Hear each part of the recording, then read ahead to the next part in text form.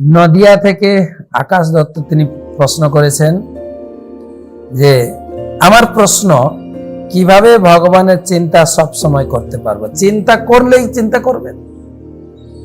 কিভাবে চিন্তা করব? না চিন্তা করলেই চিন্তা করবেন? মনে সবসময় ভগবানকে ডাকুন।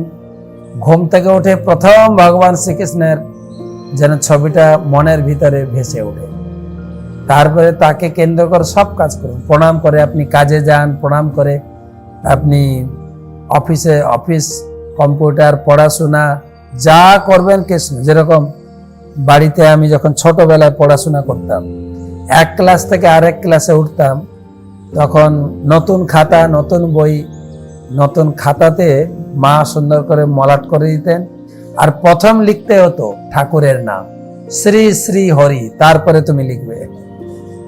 এই কালচারের সব কাজে কৃষ্ণকে যুক্ত করো। আরেকটি প্রশ্ন হচ্ছে, বাড়ির পাশে অষ্টম পর হচ্ছে, গুরুদেব বলছে দীক্ষা নিতে, এখন আমি কি করব? সে আপনি জানেন, আপনি দীক্ষা নেবেন কিনা। দীক্ষা নেওয়ার উদ্দেশ্য হচ্ছে কৃষ্ণ ভজন।